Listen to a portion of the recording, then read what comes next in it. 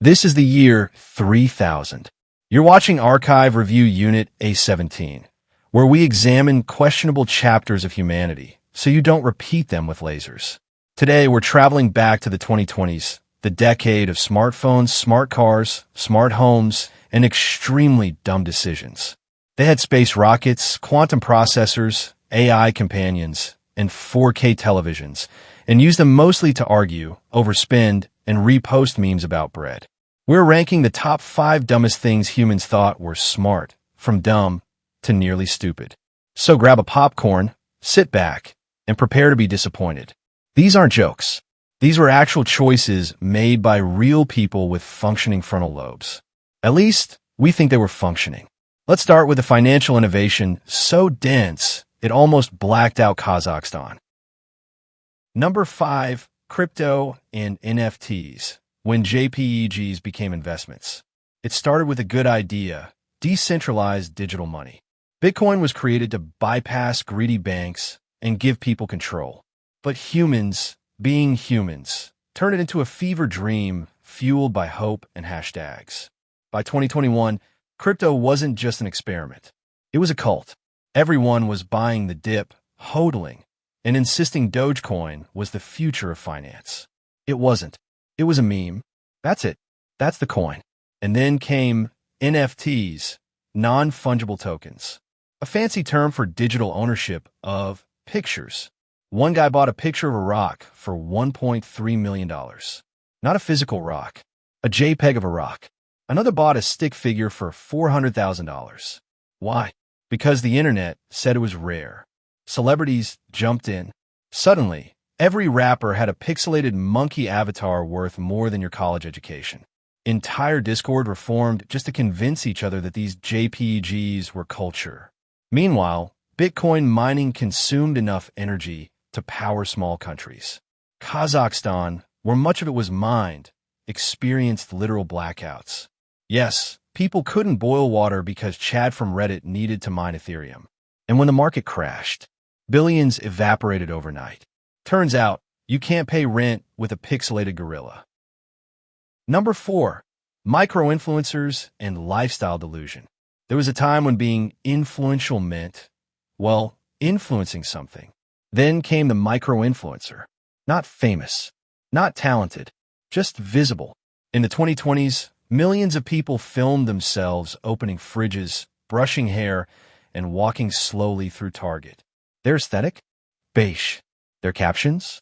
Inspirational. Romanticize your life. Main character energy. Soft girl era. They call it content. But really, it was capitalism with soft lighting. A 19-year-old could earn $10,000 a month by filming her skincare routine, while an actual nurse worked 16-hour shifts and got yelled at for asking for a lunch break. And the audience? Addicted. Endless reels of silent cooking, water bottle restocking, and day-in-the-life montages from people who seemed to do nothing. They sold routines as if they were therapy. But their real job was to convince you that you needed a frosted glass coffee mug and a $40 candle. It wasn't a career. It was a digital mirage. But millions believed, and many tried to join in, which is why by 2027, the average child's dream job was full-time influencer.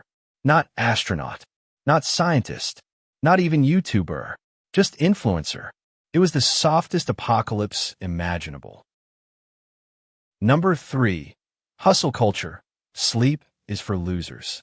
Sleep is for billionaires. That's what they told themselves. The 2020s worshiped productivity like a cult. Every day started with a quote. Grind now, shine later. Rise and grind. Work until your haters ask if you're hiring. People filmed 4 a.m. wake-up routines like they were Navy SEALs. Cold showers, journaling, protein shakes, then 10 hours of drop shipping course creation. All in one breathless, beige lit montage. YouTubers flexed 20-hour workdays like it was something to be proud of. They weren't building anything real, just brands. The product was their face, their voice, their grind set, and they were miserable. Most weren't building wealth. They were trapped in a feedback loop of side hustles and toxic motivation. One guy started 6 drop shipping stores, traded Forex at lunch, launched a podcast at dinner, and collapsed from exhaustion during a self-care vlog. Sleep when you're dead, they said. Spoiler, many were halfway there by 28. By 2025, burnout became trendy. Quiet quitting was rebranded as a spiritual awakening. People didn't stop hustling because they got lazy. They stopped because they couldn't remember what they were hustling for. Number 2, dating apps and the death of connection. Yes, love in the 2020s. Imagine shopping for humans the way you scroll through shoes. Swipe left, swipe right, hope for a dopamine hit. Repeat until numb. That was dating. Apps like Tinder, Bumble, and Hinge promised love, connection, and compatibility. But what they delivered was mostly ghosting, burnout, and 3 a.m. WE texts from strangers whose idea of flirting was you up. Algorithms told people who to love. Profiles became resumes. Conversations became games. And genuine connection? That became an endangered species. By 2027, some gave up entirely and began dating AI bots. One man legally married his chatbot, claiming she understood him better than real women.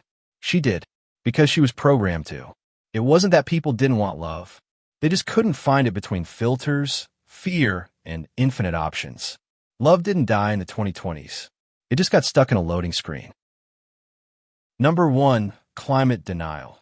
It's getting hot, and we're still ignoring it. This is the crown jewel of dumb ideas, pretending Earth wasn't on fire. The data was clear. The wildfires, the floods, the disappearing glaciers, undeniable. But denial? That was easier. People scrolled past climate warnings like they were ads for toothpaste. Politicians talked about clean coal. Corporations planted trees, then flew private jets to the photo op. They built luxury eco-resorts you could only reach by diesel yacht. Held climate conferences powered by fossil fuel backup generators. Greenwashing wasn't a scandal. It was a business model. Meanwhile, billionaires raced to colonize Mars. Not fix Earth, escape it.